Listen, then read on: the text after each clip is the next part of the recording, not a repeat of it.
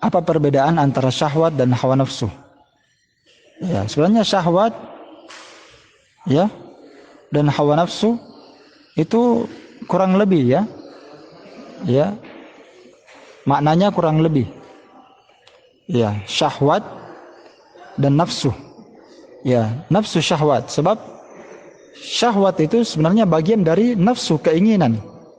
Ya. Para ulama menyebutkan definisi dari hawa nafsu. Di antaranya adalah Al-Imam Ibnu Qayyim dalam kitabnya Asbabut Takhallus minal Hawa, sebab-sebab untuk terlepas dari hawa nafsu. Beliau berkata, al-hawa mailut taba ila ma yulaimu. Hawa nafsu adalah kecondongan jiwa kepada sesuatu yang selaras dengan keinginan manusia. Selaras dengan syahwat, keinginan. Syahwat itu artinya keinginan ya. Iya, mirip, kurang lebih sama syahwat dengan nafsu ini. Hanya saja hawa nafsu ini ya, kadang dia mengarah kepada hal yang diizinkan dan dibolehkan. Kadang dia selaras dengan sesuatu yang diperintahkan, dan kadang dia selaras dengan keinginan yang haram, keinginan yang dilarang. Karena itu kata Ibnu Qayyim, hawa nafsu itu adalah kecondongan jiwa, kecenderungan jiwa kepada sesuatu yang diinginkan, yang selaras dengan keinginannya. Baik.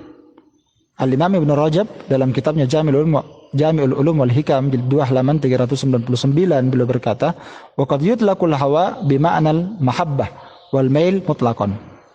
Terkadang ya, hawa nafsu itu dimutlakkan penyebutan hawa.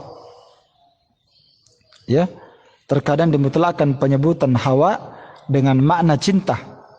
Jadi hawa nafsu itu kadang dimutlakkan dengan makna cinta, kecintaan dan kecondongan. Ya, kecintaan kepada sesuatu dan kecondongan. Kapan ada yang dia sukai, nafsunya menyukainya, maka dia cinta kepadanya dan dia condong kepadanya. Ya. Dan termasuk di dalamnya kecondongan kepada kebenaran dan selain kebenaran. Maka seorang yang condong kepada kebenaran, nafsunya, keinginannya condong kepada al-haq, condong kepada kebenaran, condong kepada sunnah, condong kepada ketaatan dan ibadah. Nah, itu nafsunya condong kepada kebaikan, condong kepada kebenaran. Ya, karena itulah nafsu ini ya tidak boleh kita cela dan tidak boleh kita puji secara mutlak tanpa pengecualian. Iya, tanpa pengecualian. Karena itulah Al-Imam Ibnu Qayyim rahimahullah menjelaskan dalam kitab beliau yang kita sebutkan di atas tadi, bahwa hawa nafsu diciptakan pada diri manusia itu untuk menjaga kelangsungan hidupnya. Itu fungsi dari hawa nafsu. Hawa dan nafsu, keinginan, kecenderungan kepada keinginan. Iya. Diciptakan pada diri manusia untuk menjaga kelangsungan hidup mereka. Sebab kalau tidak ada nafsu, berarti tidak ada nafsu untuk makan, ya kan makan juga nafsu. Kecondongan keinginan. Ketika kita melihat makanan yang kita sangat sukai, maka nafsu kita yang mendorong kita untuk melakukannya. Ya, nafsu kita mendorong untuk melakukannya. Ya, kadang nafsu kita menginginkan makanan tertentu. Kadang nafsu kita menginginkan minuman tertentu. Dan nafsu juga menginginkan untuk nikah. Nah, itu nafsu semua. Nafsu artinya keinginan. Ya.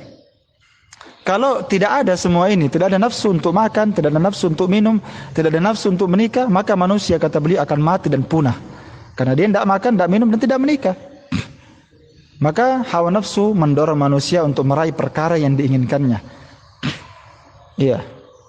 Taib. Jadi nafsu ini tidak selayaknya dicela secara mutlak dan tidak dipuji juga secara mutlak. Ya. Taib. Sebagaimana marah juga, marah itu kan timbul dari nafsu. Iya. Sebagaimana marah tidak boleh dicela dan tidak boleh dipuji secara mutlak, karena ada orang yang marah, marahnya bagus. Marah karena dilanggar agama Allah. Marah karena ada orang yang melakukan perbuatan dosa dan maksiat. Ya, bagus. Ya, dan ada juga orang marah mengikuti hawa nafsunya,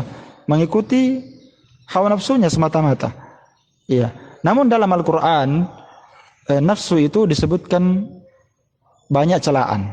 Mengapa dalam Al-Qur'an disebutkan nafsu itu dicelah? Ya, karena memang kebanyakan hawa nafsu itu manusia memperturutkan keinginannya kepada perkara yang dilarang, yang diharamkan. ya kan? Ya, jadi nafsu dengan syahwat ya kurang lebih hampir sama, wallahu taala a'lam bishawab.